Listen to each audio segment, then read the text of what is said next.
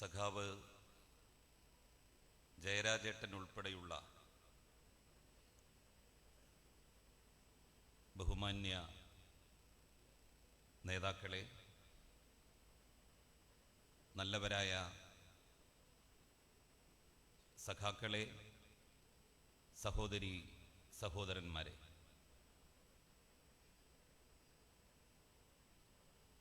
ഇരുപത്തിയെട്ട് വർഷങ്ങൾക്ക് ഇപ്പുറവും മാമൻ വാസു എന്ന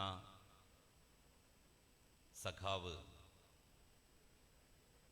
ഇത്രമേൽ ജനങ്ങളുടെ മനസ്സിൽ ജീവിക്കുന്നു എങ്കിൽ അതിനർത്ഥം ഈ നാടിനും നാട്ടുകാർക്കും മാമൻ വാസു എന്ന സഖാവ് എന്തായിരുന്നു എന്നതിൻ്റെ ഏറ്റവും വലിയ സാക്ഷ്യപത്രമാണ്. സഖാവ് മാമൻ വാസു കക്ഷി രാഷ്ട്രീയ മതഭേദങ്ങൾക്കപ്പുറം എല്ലാ മനുഷ്യരെയും സ്നേഹിക്കുകയും അവരുടെ എല്ലാ കാര്യങ്ങളിലും ഇടപെടുകയും ന്യായത്തിൻ്റെ ഭാഗത്ത് ശക്തമായി നിലയുറപ്പിക്കുകയും ചെയ്തു. ഓരോ വീട്ടുകാർക്കും മാമൻ വാസു എന്ന സഖാവ് പ്രിയപ്പെട്ടവനായിരുന്നു. ജീവിതം തന്നെ കമ്മ്യൂണിസ്റ്റ് പാർട്ടിക്ക് വേണ്ടി അദ്ദേഹം അർപ്പിച്ചു. ഒരു പൊതുപ്രവർത്തകൻ എത്രമാത്രം സാമൂഹ്യ പ്രതിബദ്ധതയുള്ളയാളാകണം എന്ന് ഒരു പുരുഷായുസ്സുകൊണ്ട് മാമൻ വാസു ഈ നാട്ടുകാരെ ബോധ്യപ്പെടുത്തി. അദ്ദേഹത്തിലെ സേവന ത്വര മനസ്സിലാക്കിക്കൊണ്ട് തന്നെയാവണം അദ്ദേഹം ജീവിച്ചിരിക്കാൻ പാടില്ല എന്ന് ആഗ്രഹിച്ച മതഭ്രാന്തന്മാരായ RSSകാര് അദ്ദേഹത്തെ കൊലപ്പെടുത്താൻ ഒരു സേവനത്തിൻ്റെ തലം ഉപയോഗപ്പെടുത്തിയത്. തണുത്ത ഒരു ഡിസംബർ മാസത്തിലെ 12-ാം തീയതി തീർത്ഥാടകരുടെ വേഷത്തിലെത്തിയ RSS കാപാലികർ മാമൻ വാസു എന്ന സഖാവിനെ വെട്ടിവീഴ്ത്തി കൊലപ്പെടുത്തുകയായിരുന്നു. ആ സഖാവിൻ്റെ മരണം കഴിഞ്ഞ്, ധീര രക്തസാക്ഷിത്വം കഴിഞ്ഞ് 28 വർഷങ്ങൾ പിന്നിട്ടു. എത്ര ആവേശത്തോടു കൂടിയാണ് പ്രകടനത്തിൽ പങ്കെടുത്തവർ മുദ്രാവാക്യം വിളിച്ചത് എന്ന് ഞാൻ ശ്രദ്ധിച്ചു.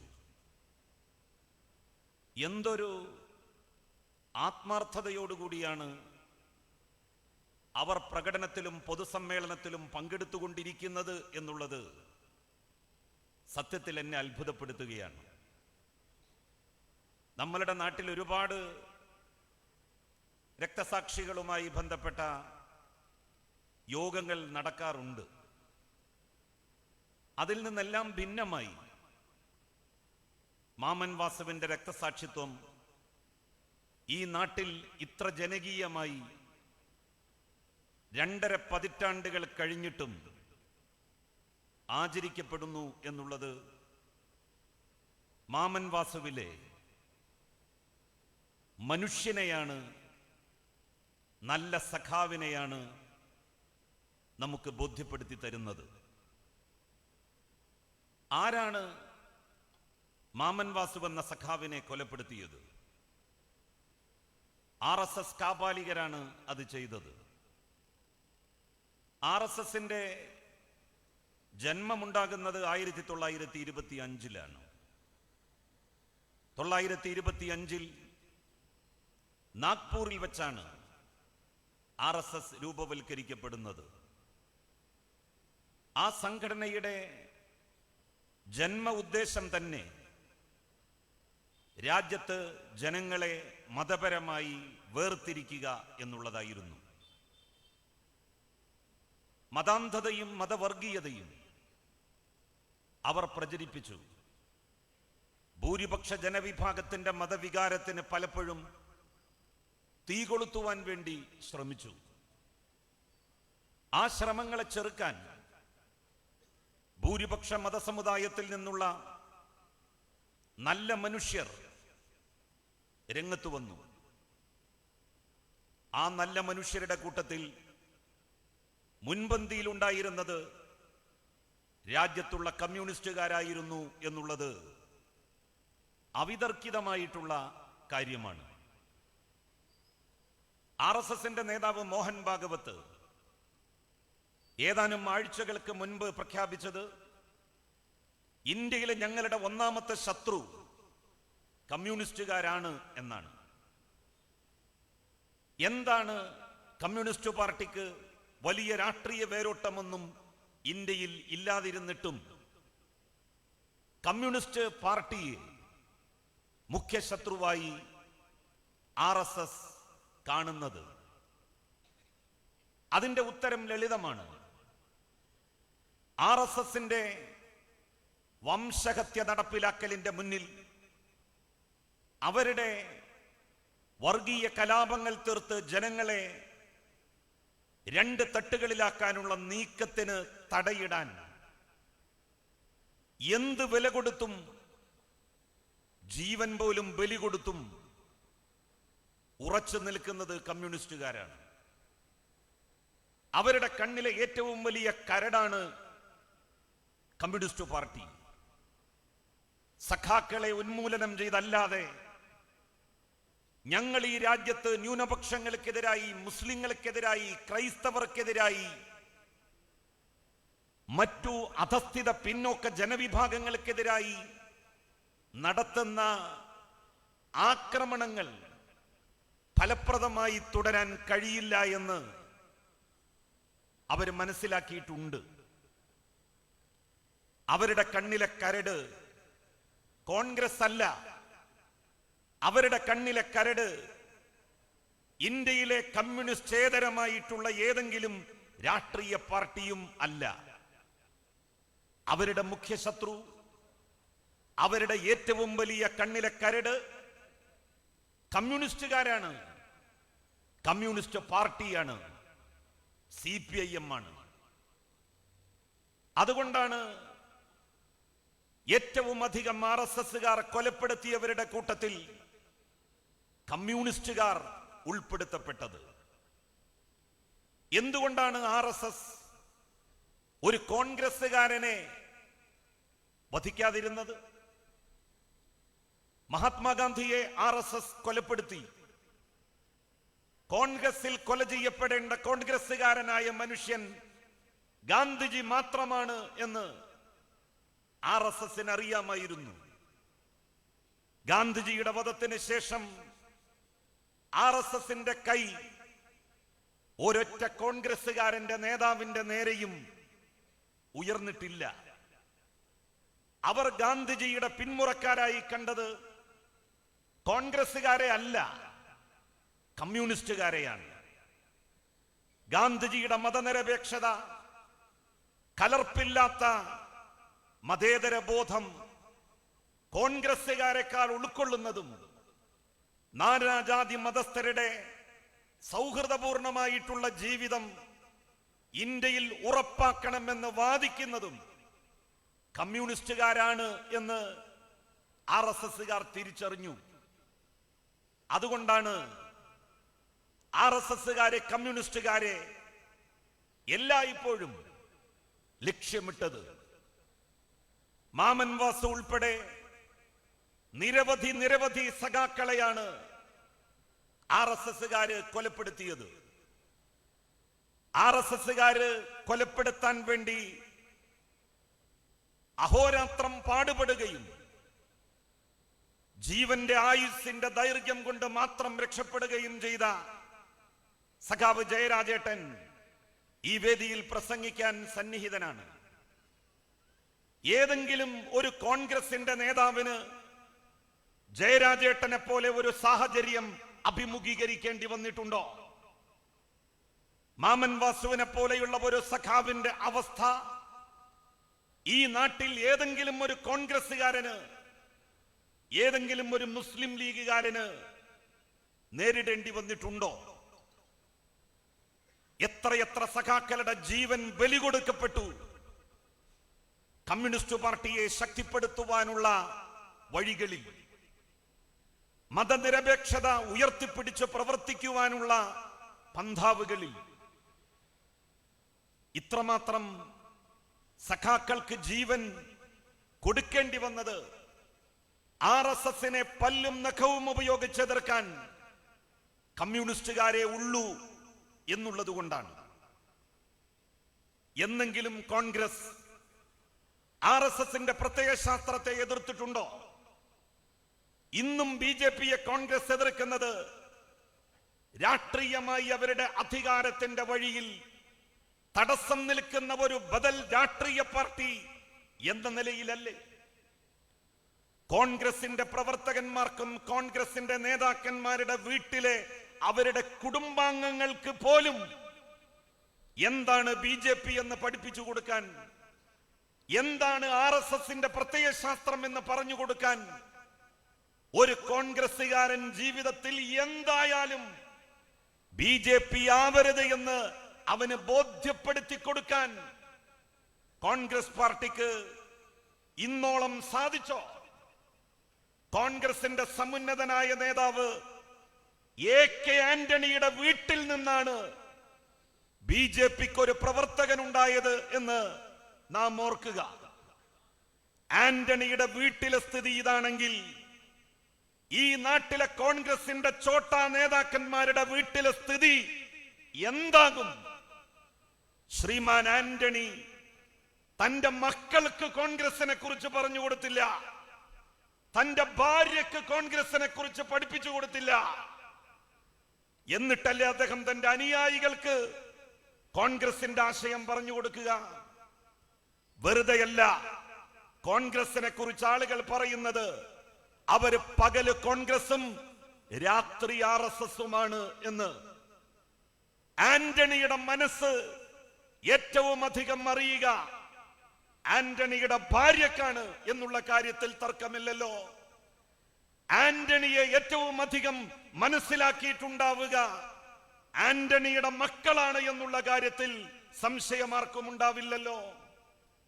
ആന്റണിയെ മനസ്സിലാക്കിയ ആന്റണിയുടെ ഭാര്യ എന്താണ് പത്രക്കാരോട് പറഞ്ഞത്? തന്റെ മകൻ BJPയിൽ ചേരാൻ തീരുമാനിച്ചു എന്നുള്ള വിവരം കേട്ടപ്പോ ഞാൻ അവനെ പ്രോത്സാഹിപ്പിച്ചു എന്ന്. ആരാണ് BJP? എന്താണ് RSS? കോൺഗ്രസ് ഇന്നും കരുതുന്നത് BJP കോൺഗ്രസിന് ബദലായ ഒരു രാഷ്ട്രീയ പാർട്ടി മാത്രമാണ് എന്നാണ്. RSSന്റെയും BJPയുടെയും പ്രത്യയശാസ്ത്രം ഈ രാജ്യത്തിന് അനുഗുണമല്ല എന്ന ബോധ്യം ശ്രീമാൻ AK ആന്റണിയുടെ ഭാര്യക്കില്ലെങ്കിൽ, മക്കൾക്കില്ലെങ്കിൽ പിന്നെ ആർക്കുണ്ടാകണം എന്നാണ് കോൺഗ്രസ് ആഗ്രഹിക്കുന്നത്, താല്പര്യപ്പെടുന്നത്? ഈ രാജ്യത്ത് RSS ന്യൂനപക്ഷ വേട്ട നടത്തിയപ്പോൾ, അധസ്ഥിത ജനവിഭാഗങ്ങൾക്കെതിരായി ഉറഞ്ഞുതുള്ളിയപ്പോൾ ആരാണ് അതിനെതിരായി ശക്തമായി ശബ്ദിക്കാൻ ഉണ്ടായത്?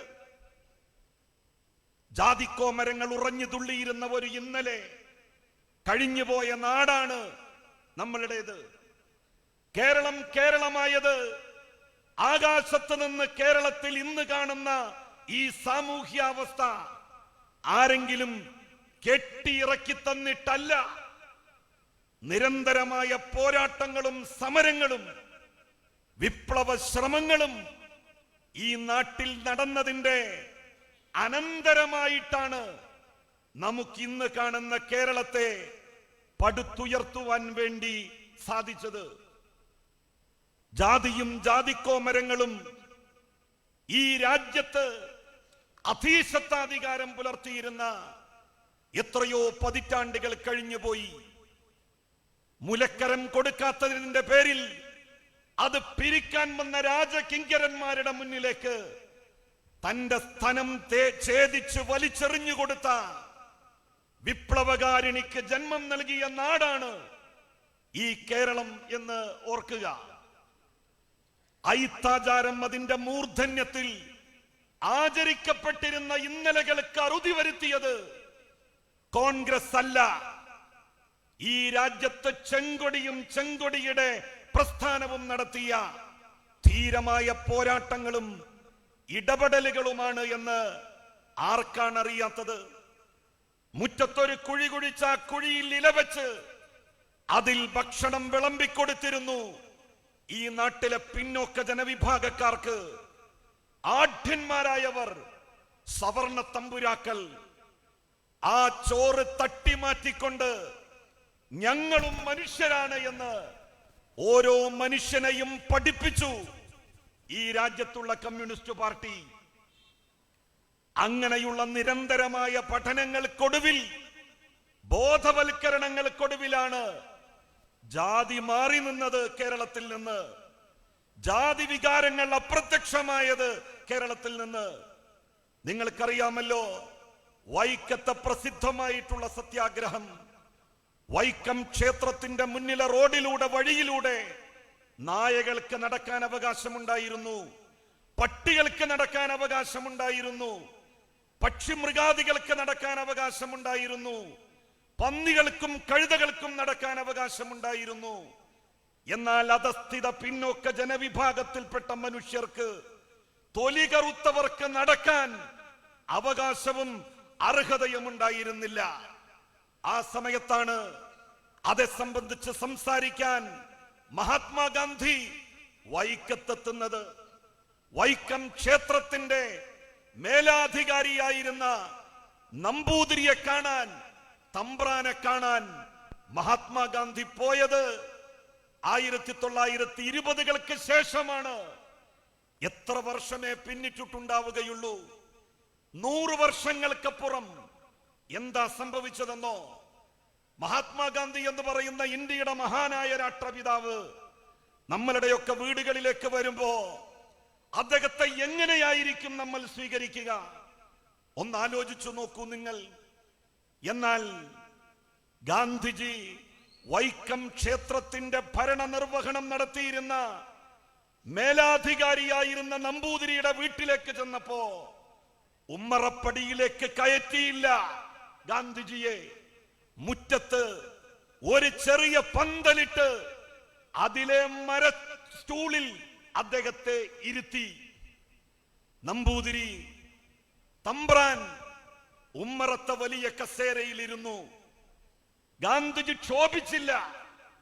സംസാരിച്ചു തുടങ്ങി മഹാത്മാഗാന്ധി. അങ്ങുന്നേ തമ്പ്രാനെ, ക്ഷേത്രത്തിന്റെ മുന്നിലൂടെ പട്ടികൾക്കും കഴുതകൾക്കും നായകൾക്കും വരെ നടക്കാനുള്ള അവകാശമുണ്ട്. മനുഷ്യർക്ക് നടക്കാൻ കഴിയുന്നില്ല. അനുവാദം കൊടുത്തുകൂടെ അങ്ങേക്ക്? ആ സമയത്ത് ഇന്ത്യയുടെ മഹാനായ രാഷ്ട്രപിതാവിന്റെ മുഖത്തു നോക്കി എന്താണ് ആ തമ്പ്രാൻ പറഞ്ഞതെന്ന് അറിയുമോ നിങ്ങൾക്ക്?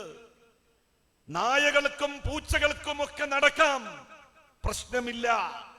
പക്ഷേ നിങ്ങൾ നടക്കണം എന്ന് പറയുന്ന ആളുകളുണ്ടല്ലോ, അവറ്റകൾ നീച ജന്മങ്ങളാണ്.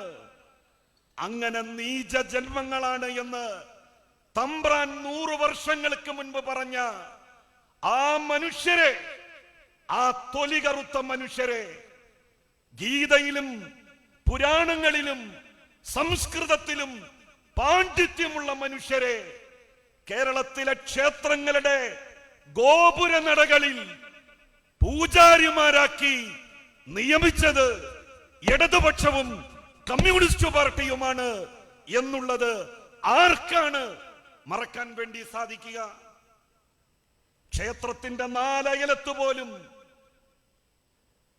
പ്രവേശനം നിഷേധിക്കപ്പെട്ടവർ, ക്ഷേത്രത്തിന്റെ തൊട്ടു വഴിയിലൂടെ പോകാൻ അവസരം നിഷേധിക്കപ്പെട്ടവർ, ആ ജനതയുടെ പ്രതിനിധികൾ ഇന്ന് കേരളത്തിലെ ക്ഷേത്രങ്ങളിൽ പൂജാരികളായി സേവനമനുഷ്ഠിക്കുന്നു എന്നുള്ള വിപ്ലവം ഇന്ത്യ മഹാരാജ്യത്ത് മറ്റേത് സംസ്ഥാനത്ത് ചൂണ്ടിക്കാണിച്ചു തരാൻ സാധിക്കും? കോൺഗ്രസ് ആണോ ഈ പരിവർത്തനത്തിന്റെ പിന്നിൽ? കോൺഗ്രസ് ആയിരുന്നു ഈ പരിവർത്തനത്തിന്റെ പിന്നിലെങ്കിൽ കോൺഗ്രസ് ഭരിക്കുന്ന ഏതെങ്കിലും ഒരു സംസ്ഥാനത്ത് ഇതിന് സമാനമായ ഒരു കാഴ്ച ചൂണ്ടിക്കാണിക്കാൻ അവർക്ക് സാധിക്കുമോ? കമ്മ്യൂണിസ്റ്റേതര പാർട്ടികളാണ് ഈ വിപ്ലവത്തിന്റെ പിന്നിലെങ്കിൽ കമ്മ്യൂണിസ്റ്റുകാരല്ലാത്തവർ ഭരിക്കുന്ന എത്ര സംസ്ഥാനങ്ങളുണ്ട് നമ്മളുടെ ഇന്ത്യ മഹാരാജ്യത്ത്? ബംഗാളില്ലേ, തമിഴ്നാടില്ലേ, കർണാടകയില്ലേ, തെലങ്കാനയില്ലേ, ആന്ധ്രാപ്രദേശില്ലേ? എവിടെയെങ്കിലും ഒന്ന് ചൂണ്ടിക്കാണിച്ചു തരാൻ പറ്റുമോ ആർക്കെങ്കിലും സമാനമായിട്ടുള്ള ഒരു സാഹചര്യം, ഒരു സ്ഥിതിവിശേഷം? കേരളത്തിന്റെ ചരിത്രത്തിലെ ഏറ്റവും വലിയ മഹാവിപ്ലവത്തിന്റെ നാന്തി കുറിക്കപ്പെട്ട ഈ കേരളം എങ്ങനെയാണ് കേരളമായത്? നിരവധി രക്തസാക്ഷികളുടെ രക്തത്തിന്റെ പിൻബലത്തിൽ കമ്മ്യൂണിസ്റ്റ് പാർട്ടിയുടെ നേതാക്കന്മാരുടെ ജീവിതം പാവപ്പെട്ടവർക്കും സാധാരണക്കാർക്കും വേണ്ടി ഹോമിച്ചതിന്റെ അനന്തരഫലമായി ഉണ്ടായിട്ടുള്ളതാണ് ഈ ജീവിത സാഹചര്യങ്ങൾ. അല്ലാതെ ഒരു തമ്പ്രാനും ആകാശത്ത് നിന്ന് നമുക്ക് കെട്ടിയിറക്കി തന്നിട്ടുള്ളതല്ല എന്ന് മനസ്സിലാക്കാൻ ഈ രാജ്യത്തുള്ള പാവപ്പെട്ട മനുഷ്യർക്ക്, സാധാരണക്കാരായ ആളുകൾക്ക് കഴിയണം. നമ്മളുടെ രാജ്യം ഒരു ബഹുമത സാമൂഹ്യ ഘടന നിലനിൽക്കുന്ന രാജ്യമാണ്. ഇവിടെ ഹിന്ദുക്കളും മുസ്ലിങ്ങളും ക്രൈസ്തവരും സിഖുകാരും പാർസികളും എല്ലാം ഏകോദര സഹോദരങ്ങളെ പോലെ ജീവിക്കുന്നു. ഇന്ത്യക്കൊരു മതാധിഷ്ഠിത രാജ്യമാകാൻ കഴിയില്ല. ഇന്ത്യയിൽ നിന്ന് വേറിട്ട് പോയ പാകിസ്ഥാൻ ഒരു മതാധിഷ്ഠിത രാജ്യമായി പ്രഖ്യാപിക്കപ്പെട്ടു. ആ മതാധിഷ്ഠിത രാജ്യത്തിന് എത്ര വർഷമേ ആയുസ്സുണ്ടായുള്ളൂ എന്ന് RSSകാർ നെഞ്ചത്ത് കൈവച്ചാലോചിക്കണം. 1947 ഇന്ത്യയും പാകിസ്ഥാനും രണ്ടായി വിഭജിക്കപ്പെട്ടു. മുസ്ലിങ്ങൾക്ക് മഹാഭൂരിപക്ഷമുള്ള പാകിസ്ഥാൻ 1972 വരെ മാത്രമേ ഒരു രാഷ്ട്രമായി നിലനിന്നുള്ളൂ. മുസ്ലിങ്ങളിൽ തന്നെ ഒരു വിഭാഗം പാകിസ്ഥാന്റെ ആധിപത്യത്തിനെതിരായി രംഗത്ത് വന്നു. അങ്ങനെയാണ് ബംഗ്ലാദേശ് എന്ന് പറയുന്ന രാജ്യം പിറന്നത് എന്ന് നാം മറന്നു പോകരുത്. ഒരുപാട് മതങ്ങൾ ഉണ്ടായിട്ടും ഒരുപാട് സമുദായങ്ങൾ ഉണ്ടായിട്ടും ബഹുസ്വരതയുടെ വിളനിലമായിട്ടും ഇന്ത്യ ഇത്രയും കാലം പിളരാതെ നിന്നു എങ്കിൽ അതിനർത്ഥം ബഹുസ്വരതയ്ക്കു മാത്രമേ, മതനിരപേക്ഷതയ്ക്കു മാത്രമേ ഒരു ജനതയെ, വ്യത്യസ്ത മതവിഭാഗക്കാർ ഉൾക്കൊള്ളുന്ന ഒരു ജനതയെ, വ്യത്യസ്ത സമുദായ വിഭാഗങ്ങൾ ഉൾപ്പെടുന്ന ഒരു ജനതയെ ഒരു രാഷ്ട്രമാക്കി മുന്നോട്ട് കൊണ്ടുപോകാൻ സാധിക്കുകയുള്ളൂ. 1947 പാകിസ്ഥാന്റെ കൂടെ ഇന്ത്യയും ഒരു മതരാഷ്ട്രമായിരുന്നു എങ്കിൽ എന്നോ ഇന്ത്യ കഷ്ടമായി ഛിന്ന ഭിന്നമാകുമായിരുന്നു. ഇന്ത്യ ഒരുപാട് നാടുകളായി ഭിന്നിപ്പിക്കപ്പെടുമായിരുന്നു. പാകിസ്ഥാൻ പിളർന്നതുപോലെ ഇന്ത്യ പിളരാതിരിക്കണമെങ്കിൽ ഈ രാജ്യം മതനിരപേക്ഷ രാഷ്ട്രമായി മുന്നോട്ട് പോകണം. മതേതര രാജ്യമായി നാട് നിലനിൽക്കണം. എന്ന് മതരാഷ്ട്രമാകുന്നു ഇന്ത്യ, അന്ന് ഇന്ത്യയുടെ അധോഗതി തുടങ്ങും, അധപ്പതനം ആരംഭിക്കും എന്നുള്ള കാര്യത്തിൽ ഒരാൾക്കും ഒരു തർക്കവും വേണ്ട. എല്ലാ മതാധിഷ്ഠിത രാജ്യങ്ങളും ജനാധിപത്യത്തിലേക്ക്, മതനിരപേക്ഷതയിലേക്ക് തിരിച്ചു വന്നുകൊണ്ടിരിക്കുകയാണ്. സൗദി അറേബ്യയിലേക്ക് നോക്കൂ നിങ്ങൾ. സൗദി അറേബ്യ ദിവസം തോറും കാർക്കശ്യത്തിൽ മത്സരിച്ച് ഇടുങ്ങി മാറുകയല്ല ചെയ്യുന്നത്. സൗദി അറേബ്യ വിശാലമായി കൊണ്ടിരിക്കുകയാണ്. ഇന്നോളം സൗദി അറേബ്യയിൽ തിയേറ്ററുകൾ ഉണ്ടായിരുന്നില്ല, സിനിമ ടാക്കീസുകൾ ഉണ്ടായിരുന്നില്ല. എന്നാൽ സമീപകാലത്ത് സിനിമാ തിയേറ്ററുകൾ സൗദി അറേബ്യയിൽ ആരംഭിച്ചത് നിങ്ങൾക്ക് ഓർമ്മയില്ലേ? സൗദി അറേബ്യയിൽ സ്ത്രീകൾക്ക് ഡ്രൈവിംഗ് ലൈസൻസിന് അപേക്ഷിക്കാൻ സാധിക്കുമായിരുന്നില്ല. ഈ അടുത്ത കാലം വരെ ആ നിയമം അവര് ചവറ്റുകൊട്ടയിലേക്ക് വലിച്ചെറിഞ്ഞു. ആയിരക്കണക്കിന് സ്ത്രീകളാണ് സൗദി അറേബ്യയിൽ ഡ്രൈവർമാരായി രംഗത്ത് വന്നത് എന്നത് നാം ഓർക്കണം. മക്കയിലേക്ക്, മദീനയിലേക്ക് ഹജ്ജിന് പോകണമായിരുന്നു എങ്കിൽ ലോകത്ത് നിന്ന് ഏത് സ്ത്രീ പോവുകയായിരുന്നെങ്കിലും ബ്ലഡ് റിലേഷനിൽപ്പെട്ട, രക്തബന്ധത്തിൽപ്പെട്ട ഒരു പുരുഷൻ കൂട്ടിന് വേണമായിരുന്നു. ആ നിയമം സൗദി അറേബ്യ പിച്ച് ചിന്തി അറബിക്കടലിലേക്ക് വലിച്ചെറിഞ്ഞു. ഇന്ന് ലോകത്തിലെ ഏത് ഭാഗത്തു നിന്നും 4 സ്ത്രീകൾ ഒരുമിച്ച് ഹജ്ജിന് അപേക്ഷിച്ചാൽ ഒരു പുരുഷന്റെയും കൂട്ടില്ലാതെ സൗദി അറേബ്യയിലേക്ക്, മക്കയിലേക്ക്, മദീനയിലേക്ക് ഹജ്ജിന് പോകാൻ വേണ്ടി, പ്രവാചകന്റെ ഖബറിടം കാണാൻ വേണ്ടി പോകാൻ അനുവദിക്കുന്നു സൗദി അറേബ്യ. ഇന്നോളം സൗദി അറേബ്യ തങ്ങളുടെ രാജ്യത്തിന്റെ പ്രതിനിധിയായി ഒരു സ്ത്രീയെ ലോകത്തിലെ ഒരു രാജ്യത്തേക്കും നിയോഗിച്ചിട്ടുണ്ടായിരുന്നില്ല. എന്നാൽ മാസങ്ങൾക്ക് മുൻപാണ് റീത്ത ബിൻത്ത് രാജകുമാരിയെ അമേരിക്കയിലെ സൗദി അറേബ്യയുടെ അംബാസഡറായി നിയമിച്ചത് എന്ന് നാം ഓർക്കുക. സൗദി അറേബ്യയെ പോലെയുള്ള രാജ്യങ്ങൾ വിശാല മനസ്സോടെ ലോകത്തിന്റെ സ്വാതന്ത്ര്യത്തിന്റെ വായു ശ്വസിച്ച് മതനിരപേക്ഷതയുടെ വഴിയിലേക്ക് കടന്നു വരുമ്പോഴാണ് നരേന്ദ്രമോദി പറയുന്നത്, നീ ഏത് മതക്കാരനാണ്? മുസ്ലിമാണോ? പോകണം പുറത്ത്. ക്രിസ്ത്യാനിയാണോ? പോകണം പുറത്ത്. സിഖുകാരനാണോ? മാറി നിൽക്കണം. പാർസിയാണോ? വഴിമാറി നിൽക്കണം. ഇങ്ങനെ പറയുന്ന ഒരു രാജ്യം ലോകത്ത് വേറെ ഏതുണ്ട്? 2 വർഷം മുമ്പാണ് ഒരൊറ്റ ഹിന്ദു പൗരനുമില്ലാത്ത UAE-യിൽ പോയി നരേന്ദ്രമോദി പറഞ്ഞത്, ഞങ്ങൾക്ക് ഒരു ക്ഷേത്രം പണിയാൻ ഭൂമി വേണം. എത്ര വേണം എന്ന് ചോദിച്ചു. 20 ഏക്കർ വേണമെന്ന് പറഞ്ഞു. 25 ഏക്കർ കൊടുത്തു. ലോകത്തിലെ ഏറ്റവും വലിയ ക്ഷേത്രങ്ങളിൽ ഒന്ന് UAE-യുടെ തലസ്ഥാനമായ അബുദാബിയിൽ പണി പൂർത്തിയായി കൊണ്ടിരിക്കുകയാണ്. വരുന്ന ഫെബ്രുവരി മാസം അത് വിശ്വാസികൾക്ക് വേണ്ടി തുറന്നു കൊടുക്കും. ഇന്ത്യയിൽ നിന്നടക്കം ലോകത്തിന്റെ എല്ലാ ഭാഗങ്ങളിൽ നിന്നും ഹിന്ദുമത വിശ്വാസികൾ ക്ഷേത്ര ദർശനം നടത്താൻ അബുദാബിയിലെത്തും. ഇതാണ് ലോകം. ആ സമയത്താണ് ഇന്ത്യയിൽ പള്ളി തകർക്കുന്നത്. പല പള്ളികളുടെയും മേലെ പുതിയ അവകാശവാദങ്ങൾ ഉന്നയിക്കുന്നത്. RSSും സംഘപരിവാറും ഈ നാടിന്റെ അഭിവൃദ്ധിയല്ല ലക്ഷ്യം വെക്കുന്നത്. അവർ ഈ നാടിന്റെ പുരോഗതിയല്ല ആഗ്രഹിക്കുന്നത്. ഹിന്ദുവും മുസ്ലിമും തമ്മിലടിക്കണം, അവര് ഒരുമിച്ച് നിൽക്കരുത്. അതാണ് അവരുടെ ലക്ഷ്യം. കമ്മ്യൂണിസ്റ്റ് പാർട്ടി ഈ നാട്ടിലെ ഹിന്ദുവിനെയും മുസ്ലിമിനെയും ക്രൈസ്തവനെയും ഒരു മതത്തിലും വിശ്വാസമില്ലാത്തവനെയും സിഖുകാരനെയും പാർസിയെയും ബുദ്ധനെയും ജൈനനെയും ഒരു മുത്തുമണിയിലെ മുത്തുമാലകളെ പോലെ ഒരു മാലയിൽ കോർത്തിണക്കുന്നു.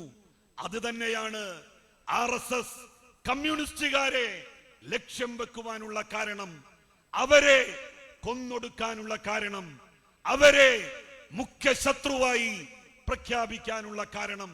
ഈ രാജ്യത്ത് ചെങ്കൊടി താഴ്ന്ന് പറക്കുന്നു എന്ന് കേട്ടാൽ നാട്ടുകാരെ നിങ്ങൾ ഭയപ്പെടണം. ഈ രാജ്യത്ത് ഹിന്ദു മുസ്ലിം ക്രൈസ്തവ മൈത്രി തകരുന്നതിന്റെ ലക്ഷണമായി നിങ്ങൾ അതിനെ കാണണം. മതനിരപേക്ഷതക്ക് ക്ഷയം സംഭവിച്ചതിന്റെ അടയാളമായി നിങ്ങൾ അതിനെ മനസ്സിലാക്കണം. ഈ നാട്ടിൽ മതനിരപേക്ഷതയും മതേതരമായ ഭാവവും നിലനിർത്തി മുന്നോട്ടു പോകാൻ ഒരുപാട് മനുഷ്യർ അവരുടെ ജീവൻ ബലി കൊടുത്തിട്ടുണ്ട്. ആ ബലി കൊടുത്തവരിൽ മുൻപന്തിയിൽ ഈ കണ്ണൂരിൽ നിൽക്കുന്ന സഖാവാണ് മാമൻ വാസു എന്ന മഹാനായ സഖാവ്. ആ സഖാവിന്റെ ഓർമ്മകൾക്ക് മുന്നിൽ, ദീപ്തമായ ഓർമ്മകൾക്ക് മുന്നിൽ ഞാൻ അഭിവാദ്യങ്ങൾ നേർന്നുകൊണ്ട് എന്റെ വാക്കുകൾ അവസാനിപ്പിക്കുന്നു. നന്ദി, നമസ്കാരം.